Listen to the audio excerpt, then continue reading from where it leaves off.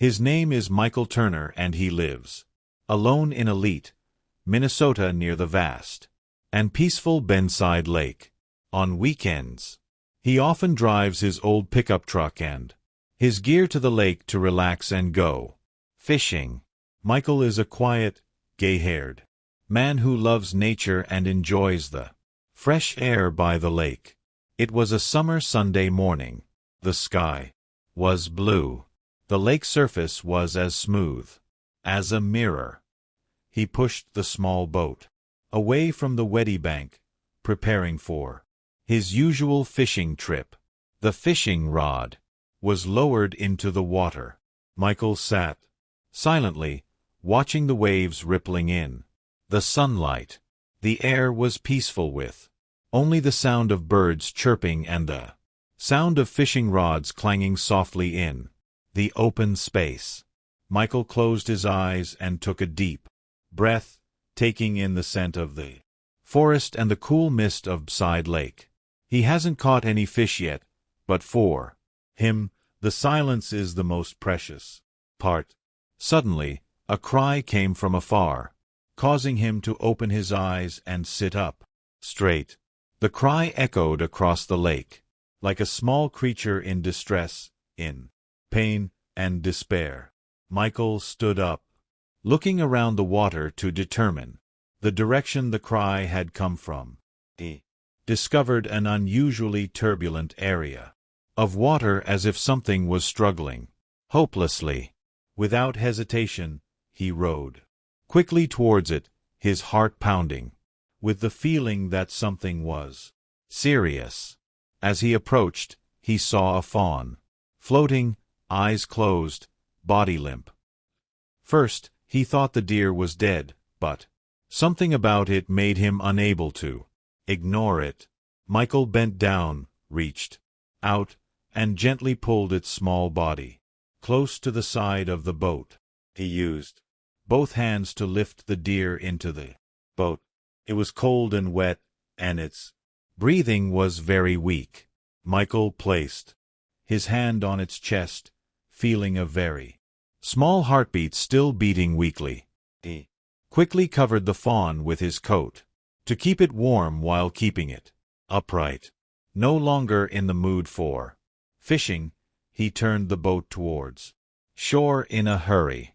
As he rowed, he whispered reassuringly, as if hoping the deer would understand that it was being saved. The lake surface now seemed wider. Time slowed down with each fragile breath of the animal. When he reached the shore, he hugged the deer and ran quickly to the pickup truck, parked under the pine trees. Without thinking further, he placed it on the chair, covered it with a blanket, and turned the car key. Quickly, Michael drove to the nearest veterinary clinic in Ely, about 15 minutes away. As he drove, he kept glancing at the deer, which was breathing weakly and unresponsive. He whispered to him, "Hold on just a little longer. You will be helped." When he arrived, he ran in to call the doctor. 2 staff members came out to help him carry the deer inside. Inside, the clinic is clean, well-lit, fully equipped, and staffed with professionals. A young female doctor quickly took over the deer and placed it on the examination table. She put on gloves, used a stethoscope to check the heartbeat, and called for emergency assistance from colleagues. Michael stood beside her, holding his breath, watching her every move, his eyes worried and praying for the best.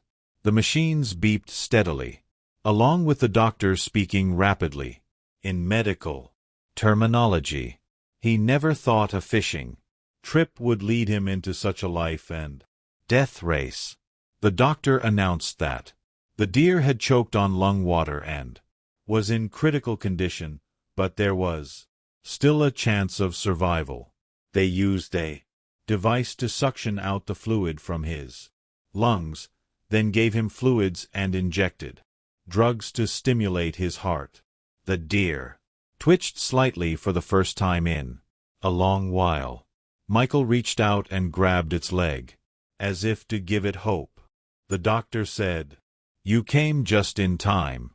If it had been a few minutes later, his heart might have stopped." A nurse brought towels and a heater and placed it next to the shivering little animal. After about 30 minutes, the deer opened its eyes weakly and looked around the unfamiliar room. Everyone burst into a small cheer, and Michael smiled, breathing a sigh of relief. The doctor gently stroked its head and said, "Welcome back to this world." They kept him under observation for a few more hours, checking for further responses and stable breathing. Michael took the opportunity to ask about care if he brought it home in the next few days. The doctor gave him specific instructions on nutrition, hygiene, and health monitoring. "You can apply for a temporary adoption if you commit to rehoming it," she said. Michael agreed, signing the rescue pet acceptance form, his eyes full of responsibility. Before leaving, the doctor gave the deer an additional injection to help it recover faster. They carried him out to the car, placed him on a soft towel, and carefully instructed Michael about any unusual signs. As the car door closed, he looked at it and said, "From now on I will be your good friend." When he got home, he cleaned a corner of the living room, spread out a blanket, placed a milk bottle, a towel, and a heating lamp. He mixed warm milk and gently placed the bottle in the trembling fawn's mouth. The little animal began to suckle little by little, its eyes still not fully awake. Michael sat patiently beside it, watching its every breath, occasionally stroking its forehead with his finger. The next day, the deer was able to stand up and take a few unsteady steps across the room. He gave it a temporary name, Willow, gentle as willow branches in the wind. Every day he fed Willow, bathed her, walked her around the yard, and carefully noted every change.